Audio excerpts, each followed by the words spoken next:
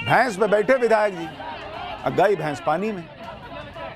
विधायक जी मान ही नहीं रहे थे, जैसे तैसे करके भैंस की पीठ पे जबरदस्ती चढ़ गए, समझ तक झूम उठे, वीडियो बनाने लगे। भैंस ने कहा भाई उतरिए, कहां चढ़ रहे हैं।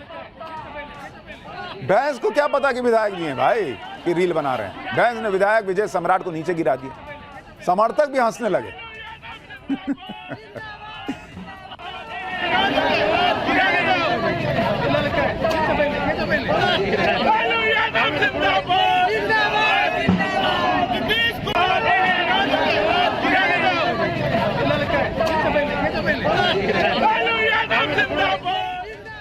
इसी तरह की एक और तस्वीर देखिए। बिहार के वैशाली में आरजेडी कार्यकर्ताओं ने टायर जलाकर सड़क जाम कर दिया, फिर सड़क पर चादर और बिस्तर बिछाकर लेट गए।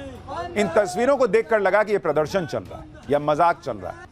अब जरा ये बिहार बंद देखिए, 4 लोग खड़े हैं, इनके हिसाब से बिहार बंद हो गया। एक और तस्वीर देखिए, आरजेडी के कार्यकर्ताओं ने सड़क जाम किया और वहीं क्रिकेट खेलने लगे।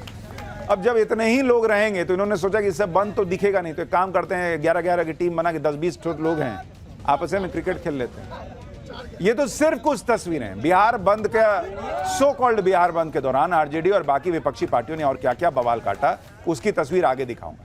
लेकिन पहले यह समझ लीजिए कि इंडी गठबंधन ने सड़क पर उतरकर चुनाव आयोग पर जिस तरह हल्ला बोला है, उससे साफ लग रहा है कि यह चुनाव आयोग पर प्रेशर बनाया जा रहा है।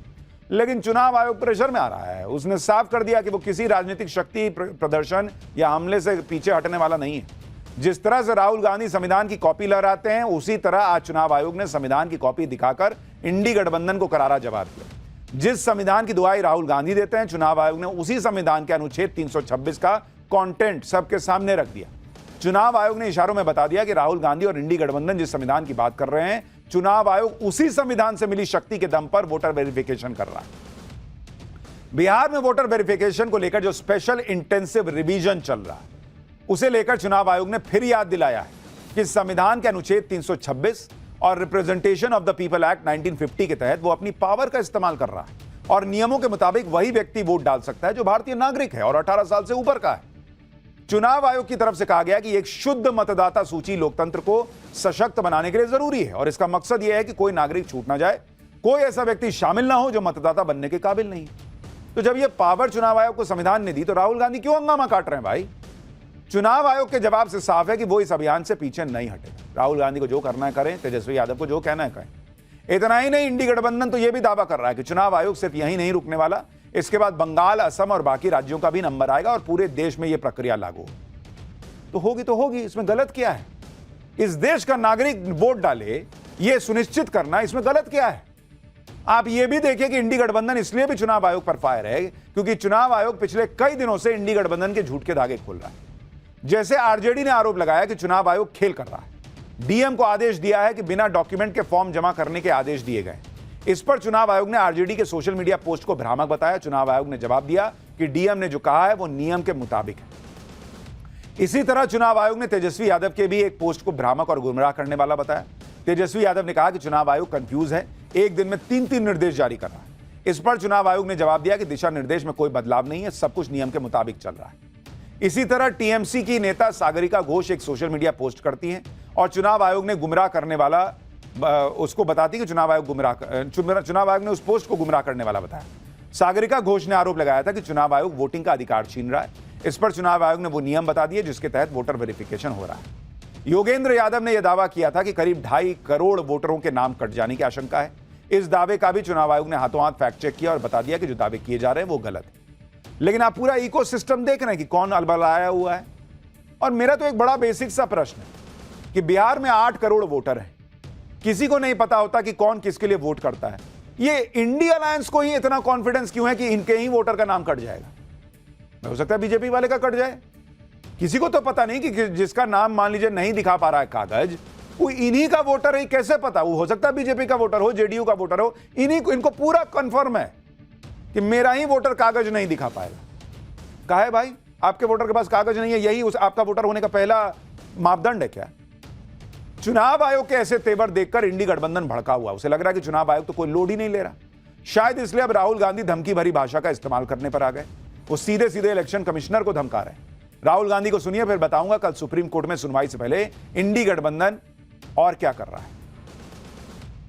कि इलेक्शन कमिश्नर बीजेपी और आरएसएस जैसे बात कर रहे हैं।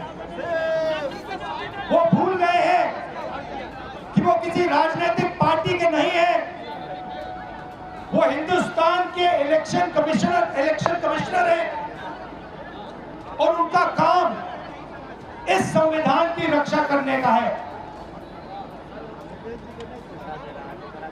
और मैं यहां से क्लियर मैसेज देना चाहता हूं, आपको जो करना है करिए, मगर बाद में कानून आप पर लागू होगा। भूलिए मत, आप कितने भी बड़े हो, कहीं भी बैठे हो, कानून आपको नहीं छोड़ेगा। मैं आपको गारंटी दे रहा हूं कि कानून आपको नहीं छोड़ेगा। यानी राहुल गांधी एक तरीके से धमका रहे हैं। एक तरफ राहुल गांधी इलेक्शन कमिश्नर के खिलाफ धमकाने जैसी भाषा का इस्तेमाल कर रहे हैं, दूसरी तरफ उनके नेता कानूनी प्रक्रिया के तहत चुनाव आयोग के अभियान के खिलाफ सुप्रीम कोर्ट गए।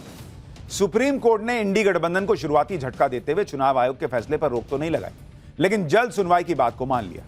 अब कल सुप्रीम कोर्ट में सुनवाई है और 24 घंटे पहले सड़क पर उतरकर बवाल काटा जा रहा है। और इसलिए सवाल उठ रहे हैं कि इस मुद्दे पर क्या इंडी गठबंधन 24 घंटे रुक नहीं सकता था? जब कल सुप्रीम कोर्ट में सुनवाई होनी ही है तो फिर आज काहे का शक्ति प्रदर्शन?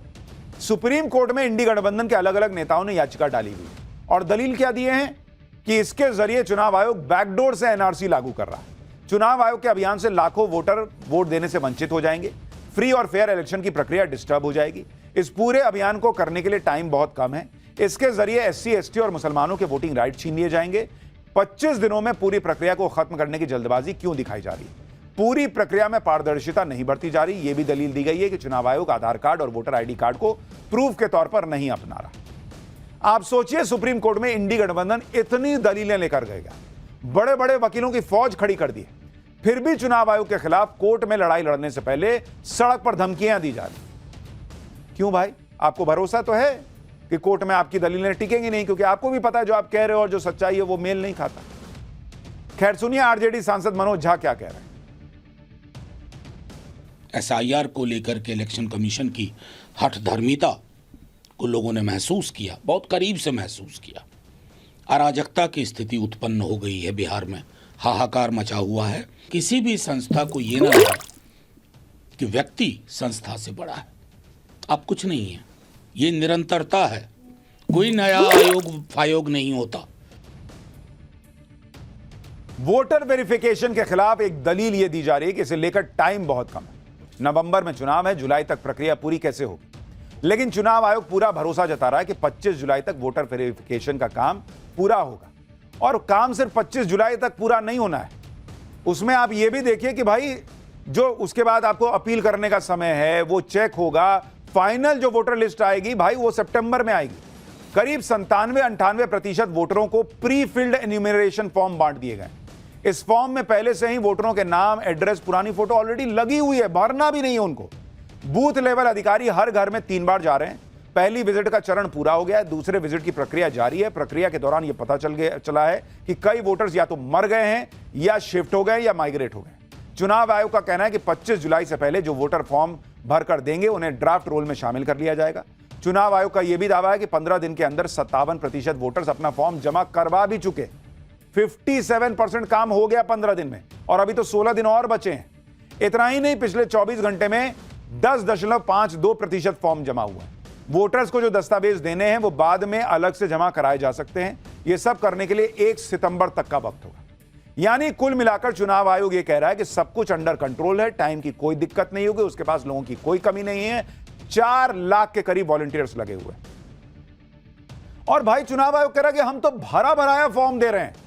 सिर्फ कह रहे हैं कि जो भरा हुआ है, जो तुम्हारा डिटेल है, इससे जुड़ा हुआ एक कागज दिखाओ। फिर मेरा ही आदमी कागज लेके आ रहा है, तुमको फॉर्म दे रहा है, तुमसे डॉक्यूमेंट ले रहा है, तुमसे डॉक्यूमेंट लेके और लेके जा रहा है और उसको अपलोड कर रहा है। पब्लिक को घर से भी निकलने की जरूरत नहीं है। जिसको कराना है वो नहीं कह रहा कि हमसे नहीं हो पाएगा कम समय में। इन लोगों को आग लगी है कि नहीं हो पाएगा, नहीं। अरे आपको कैसे पता नहीं हो पाएगा? और मैं अभी आपको बताऊंगा कि कैसे होगा। इंडी गठबंधन खाली माहौल बना रहा है कि टाइम कम है। ओवैसी ने जैसे नेता ये भी आरोप लगा रहे हैं कि यही आरोप लगा के चुनाव आयोग को घेर भी रहे हैं। एक बार सुनिए, फिर मैं बताता हूं कि कैसे ये होगा। 8 करोड़ क्या 12 करोड़ हो जाएगा बॉस। पहले सुनिए ओवैसी।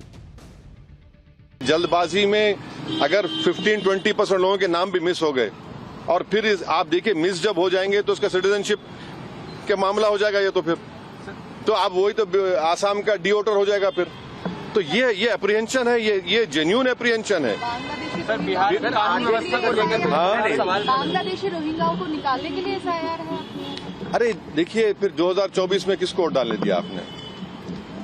24 में आपने वोट दिया, मैंने वोट डाला बिहार में।